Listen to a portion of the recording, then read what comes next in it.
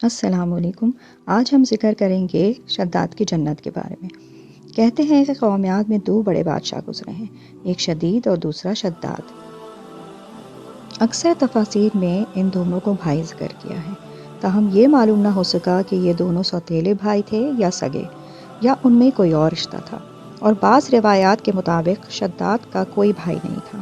بہرحال ان کا پایا تخت ملک یمن میں عدن نامی مقام اور اس کے گرد و نواح کا علاقہ تھا۔ یہ دونوں بادشاہ تمام روئے زمین میں فوج اور مال و دولت کے لحاظ سے سب سے زیادہ طاقتور تھے، اور 400 سے زیادہ بادشاہ ان کے مدعی و فرما بردار تھے اور ان کو خراج یعنی ٹیکس دیا کرتے تھے۔ دنیا کے کسی اور بادشاہ میں اتنی ہمت نہ تھی کہ وہ ان کی آدھی فوج سے بھی مقابلہ کر سکیں۔ بڑے بڑے بادشاہ ان کے جاہ و جلال اور دبدبہ سے مروب تھے۔ یہ دونوں اسی طرح دنیا پر حکمرانی کر رہے تھے کہ اچانک شدید کا انتقال ہو گیا، اور حکومت کی باغ ڈور شداد کے ہاتھ میں آ گئی، اور اس نے تخت نشین ہوتے ہی حکومت کو انتہائی ترقی دی اور اس کو عروج پر پہنچا دیا۔ چنانچہ دولت اور طاقت کے اس نشے نے اس کو مغرور اور بددماغ بنا دیا، اور اس نے خدائی کا دعویٰ کر ڈالا۔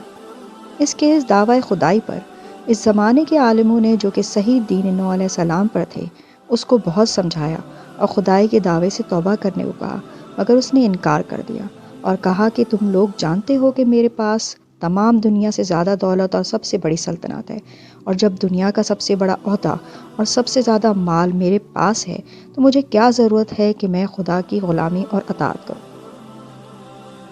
علماء نے اس کو کہا کہ تمہارے پاس جو سلطنت، دولت اور حکومت ہے وہ فانی ہے، اور ایک دن سب کو زوال آ جائے گا،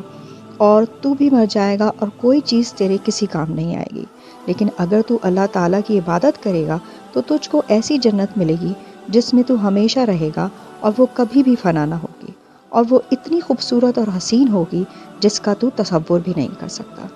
جنت کا نام چونکہ شداد کے لیے نیا تھا، لہٰذا اس کو جنت کے بارے میں سن کر بہت تعجب ہوا، اور وہ علماء سے جنت اور اس کی نعمتوں کے بارے میں سوال کرنے لگا کہ جنت میں کون کون سی اور کس طرح کی نعمتیں ہوں گی۔ علماء نے شداد کو جواب میں جنت کی وہ بے شمار نعمتیں اور انعامات گنوائے جو انہوں نے گزشتہ انبیاء کرام سے سنے تھے، اور کہا کہ اس میں دودھ، شہد اور شراب کی نہریں ہوں گی، وہاں بے حد خوبصورت حوریں ہوں گی، ہر قسم کے پھل ہوں گے اور ہر قسم کا عمدہ کھانا ہوگا، اور جنت کے مکان، درخت اور پتے سونے اور جواہرات کے بنے ہوں گے، اور اس کے درمیان میں ایک حسین بازار ہوگا جس کا تصور کرنا اور مثال قائم کرنا بھی دنیا میں محال ہے۔ اس تمام تفصیل کو سن کر شداد نے کہا، واہ، میں تو سمجھا تھا نہ جانے وہ کس طرح کی جنت ہوگی، اور اس میں نامعلوم کیا کچھ عجائبات ہوں گے۔ اگر تمہارے خدا کی یہی جنت ہے تو ایسی جنت کی کوئی ضرورت نہیں، نعوذ باللہ، کیونکہ ایسی جنت میں دنیا میں اپنی سلطنت کے اندر بھی بنوا سکتا ہوں۔ علماء اس کی بکواس سن کر خاموش ہو گئے اور جان گئے کہ یہ بالکل گمراہ ہو چکا ہے، اور عنقریب اس پر خدا کا عذاب نازل ہوگا۔ علماء کے جانے کے بعد شداد نے اللہ تعالیٰ سے مقابلے کے لیے دنیا میں جنت بنانے کا منصوبہ ترتیب دینا شروع کر دیا۔ شداد نے اپنے خاص اور معتبر سرداروں میں سے 100 کو چنا، پھر ان میں سے ہر ایک کے ساتھ 1000 ایسے آدمیوں کو مقرر کر دیا جو فن تعمیر کے تمام رموز کے ماہر سمجھے جاتے تھے۔ پھر ان ماہرین میں سے ہر ایک کے ماتحت بھی کچھ مزدور تھے، گویا کہ جنت کی تیاری کے لیے ایک ایسا محکمہ قائم کیا گیا جس کے تحت لاکھوں افراد تھے اور کئی شعبے تھے۔ اس کے بعد شداد نے دنیا کے ہر کونے میں موجود تمام بادشاہوں کی طرف شاہی فرمان بھیج دیا کہ جس قدر خزانہ اور سونے چاندی کی کانیں بھی دستیاب ہو سکیں، ان سب کو میرے ملک کی طرف روانہ کر دیا جائے۔ چنانچہ ایسا ہی ہوا، اور لاکھوں کی تعداد میں اونٹ اور خچر سونے جواہرات سے لدے پھدے اس ملک میں پہنچنا شروع ہو گئے۔ پھر اس نے محکمہ تعمیر کو حکم دیا کہ عدن کے مضافات میں موجود پہاڑوں کے نزدیک جو ایک بہت بڑا جنگل ہے، اس سے 40 کوس مربع میٹر رقبہ لیا جائے۔ یاد رہے کہ ایک کوس آج کل کے حساب سے 3000 گز یعنی 2 میل ہوتا ہے، لہٰذا 40 کوس مربع میٹر تقریباً 360 میل ہوئے، اور اس پر اس جنت کی داغ بیل ڈالی جائے اور اس کا نام ارم رکھا جائے۔ چنانچہ ایسا ہی کیا گیا، اور اس کی بنیادیں اس قدر گہری کھودی گئیں کہ پانی کے قریب پہنچ گئیں۔ پھر اس تمام حصے کو سنگ سلیمانی، جو کہ خاص قسم کا کالے رنگ کا قیمتی پتھر ہوتا ہے، سے بھر دیا گیا۔ اور پھر جب بنیادیں بھر کر زمین کے برابر آ گئیں تو بادشاہ کے حکم کے مطابق زمین پر سونے اور چاندی کی اینٹوں سے فرش بچھا دیا گیا، اور اس طور پر کہ ایک اینٹ سونے کی اور ایک چاندی کی رکھی گئی۔ اس طرح جنت کی 4 دیواری پر بھی سونے چاندی کی اینٹوں سے پلستر کیا گیا، اور ان دیواروں کی لمبائی اس زمانے کے گز سے 500 گز رکھی گئی۔ دیواریں اس قدر حسین اور چمکدار تھیں کہ سورج نکلتا تو اس کی شعاؤں سے دیواریں اس قدر روشن اور چمکدار ہو جاتیں کہ آنکھوں کو چکا چوند کر دیتیں۔ اس جنت میں 1000 محل تعمیر کرائے گئے، اور ہر محل اتنا بڑا تھا کہ اس میں 1000 ستون تھے، اور ہر ستون میں جواہرات اور یاقوت جڑے ہوئے تھے، اور محل کی تمام دیواروں پر مشک، زعفران اور عنبر اور گلاب کی خوشبو کا عرق چھڑکا گیا تھا۔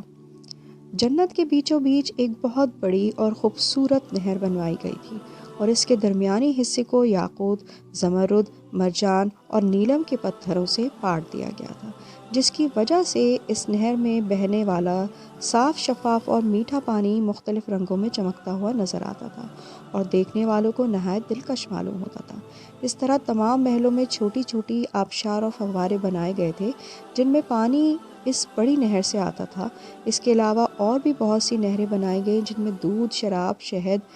اور خاص قسم کا عمدہ شربت چھوڑا گیا تھا۔ ان نہروں کے کنارے پر سندل کی لکڑی کی کرسیاں بنائی گئی تھیں، اور ان کے ساتھ چاندی کے خوبصورت پیالے رکھے گئے تھے تاکہ جب لوگ تھک جائیں تو ان پر بیٹھ جائیں اور جس نہر سے چاہیں دودھ، شراب وغیرہ پیالوں میں بھر کر پئیں۔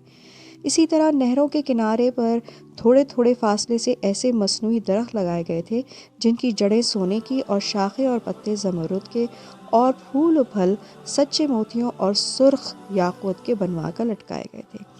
اس کے علاوہ ان درختوں کی شاخوں پر مصنوعی پرندے اور مختلف قسم کے جانور جواہرات سے بنوا کر اس طرح بٹھائے گئے تھے کہ جب ہوا ان میں موجود خصوصی سوراخوں سے گزرتی تو ان سے انتہائی دلکش اور مسحور کن آوازیں نکلتیں، اور سننے والا آوازوں کو اصل جانور کی آواز گمان کرتا، اور اصل پرندے اور جانور بھی چھوڑے گئے تاکہ فضا کی رونق میں مزید اضافہ ہو جائے۔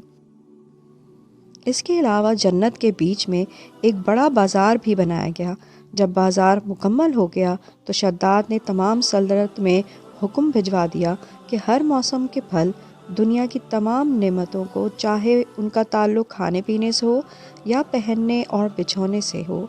ارم کی طرف روانہ کر دیا جائے۔ حفاظتی انتظام کے لیے جنت کے چاروں اطراف میں کئی 100 سونے اور چاندی کے مینارے بھی بنائے گئے جن میں فوج کا ایک دستہ ہر وقت محل کی حفاظت کے لیے موجود رہتا۔ پھر جب جنت کی تمام تعمیر مکمل ہو چکی تو بادشاہ نے حکم دیا کہ تمام جنت میں ریشم سے بنے ہوئے قالین بچھائے جائیں، اور اس کے بازار اور دکانوں کو زربفت، ایک خاص قسم کا ریشمی کپڑا جس کی بنائی میں سونے اور چاندی کے تار استعمال ہوتے ہیں، کے پردوں سے سجایا جائے۔ چنانچہ ایسا ہی کیا گیا، جس سے جنت کی خوبصورتی دو چند ہو گئی۔ غرض یہ کہ 1,00,000 سے زیادہ مزدوروں نے نہایت جدوجہد کے ساتھ 300 سال کے طویل عرصے میں اس عظیم الشان جنت کو مکمل کر دیا۔ یہ بات بھی یاد رہے کہ اس زمانے کے لوگوں کی عمر 700 یا 800 سال اور بعضوں کی اس سے بھی زیادہ ہوا کرتی تھی، جیسا کہ مشہور ہے کہ حضرت نوح علیہ السلام کی عمر 950 سال تھی اور شداد بھی 900 سال زندہ رہا۔